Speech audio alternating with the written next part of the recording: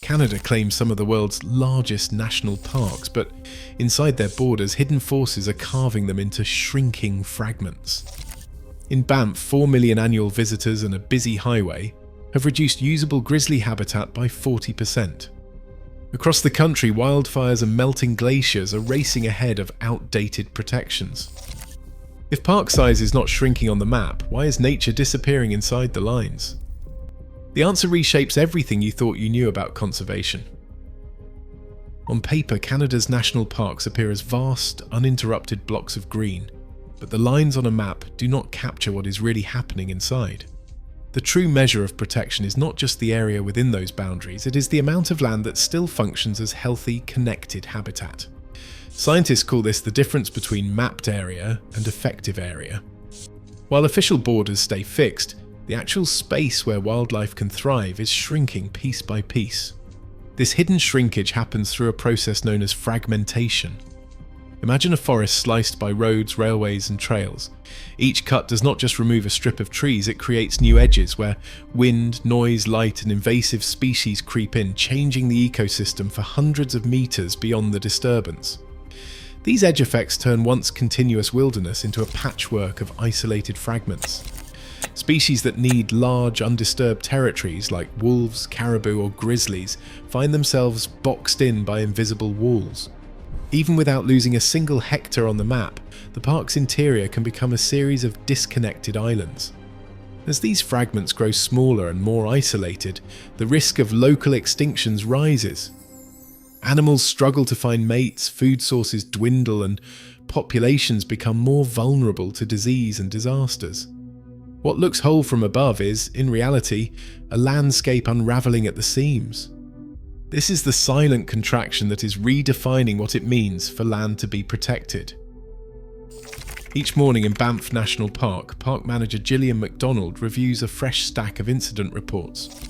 The Trans-Canada Highway, which slices through the heart of Banff, has long acted as both a lifeline and a hazard. For decades, the road claimed the lives of hundreds of animals every year, elk, bears and wolves drawn to the valley floor but unable to cross safely. In the 1970s and the 1980s, the rising toll alarmed locals and conservationists. Public pressure mounted as mangled carcasses became a grim symbol of progress gone wrong. Visitor numbers soared from under 1 million in the early 1980s to over 4 million last year, quadrupling the strain on both infrastructure and wildlife. Parking lots, hotels and new trails crept ever closer to once quiet meadows. As the crowds swelled, animals retreated from busy corridors, compressing into ever smaller pockets of usable habitat. The map still shows a vast green park, but for grizzly bears, usable territory has shrunk by nearly 40% because of roads, railways and development. Transportation ecologist Tony Clevenger spent years studying the highway's deadly impact. His research pushed Parks Canada to invest in a bold experiment, wildlife fencing paired with a network of overpasses and underpasses. Since the first crossing opened in 1996, collisions have dropped by as much as 96% along the busiest stretches. Tens of thousands of safe crossings are now recorded every year. The solution is not perfect. Some species still avoid the busiest corridors, but it proves that targeted engineering can reconnect fractured landscapes, even in the face of relentless human pressure. Far from city lights and highways, even the most remote corners of Canada's national parks are feeling the pressure of a changing climate. In Glacier National Park, more than 300 glaciers have vanished since the park's creation. What once seemed like timeless ice fields now retreat year after year, exposing bare rock and altering rivers that depend on steady meltwater. In the north, permafrost once locked deep carbon underground, but as it thaws in parks like Ivavik, methane escapes and the ground destabilizes, reshaping entire valleys. Fire seasons are growing longer and more intense. Jasper has seen wildfire frequency soar by 400% compared to historical records. Some fires, like the 2017 Keno blaze in Waterton Lakes, move so fast they outrun the best-laid emergency plans. These disturbances don't just burn trees, they reset and to entire ecosystems, sometimes erasing rare habitats in a single afternoon. Forest pests are also on the move. The mountain pine beetle, once held in check by cold winters, now spreads northward, killing vast stands of pine from Jasper to the Yukon border. Alpine meadows, celebrated for their wildflowers and rare species, are shrinking as the tree line climbs 3 meters higher each decade. Even in parks where tourists rarely tread, the living boundaries are shifting. As climate scientist Dr. Maya Singh explains, we're watching the very fabric of these landscapes unravel. The map says protected, but the ground beneath our feet tells a different story. Field ecologist Dr. Aaron Leclerc kneels in a patch of lichen, jotting notes as a distant caribou herd grazes the thinning spruce. Once, woodland caribou ranged widely across these northern forests, but now their numbers are dropping fast, a dramatic decline of more than 60% over the past 2 decades.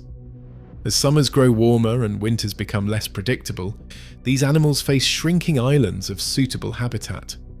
Meanwhile, white-tailed deer, once rare this far north, have expanded their range, moving into territory the caribou can no longer defend. Deer bring new parasites and outcompete native species for food, further stressing already vulnerable populations. In southern British Columbia, spotted knapweed spreads along disturbed roadsides and into grasslands, choking out native plants and altering entire food webs. The field notebook fills with observations. Wildflowers replaced by invasive stems, pollinators vanishing, birds shifting nesting sites. Even beneath the water's surface, change is relentless. Bull trout and cutthroat trout, both adapted to cold streams, now face summer water temperatures that rise past their survival threshold.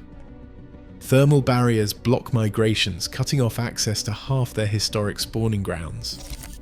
Each species tells a story of adaptation and retreat, their fates written in the shifting boundaries of a warming world. Inside Parks Canada headquarters, policy analyst Rachel Lynn scrolls through the latest ecological integrity reports. The numbers are troubling, but the real roadblocks are not just environmental, they are written into the rules themselves. The Parks Canada Act assumes that nature inside park borders is stable and self-sustaining, yet the law gives little power to address threats like pipelines, highways and urban sprawl pressing in from all sides. Management plans, updated every decade, are already outdated by the time they are approved. Meanwhile, the agency's budget for conservation has been slashed, forcing a loss of more than 30% of scientific and monitoring staff in just 5 years. While visitor services expand, the capacity to track and respond to ecological change is eroding. Proposals to create wildlife corridors, those vital links that could reconnect shrinking habitats, face stiff resistance from private landowners and provincial governments.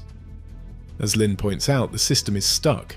It is tasked with preserving ecological integrity, but it is denied the tools and authority to keep pace with a world that will not stand still. On the shores of Great Slave Lake, Lutzel K. Dine First Nation Guardian leader Marie Catholique sets out before dawn, boots crunching over frost. Her team's patrols stretch across 10,000 square kilometres of Thaidine Nain, a park reserve co-managed with Parks Canada since 2019.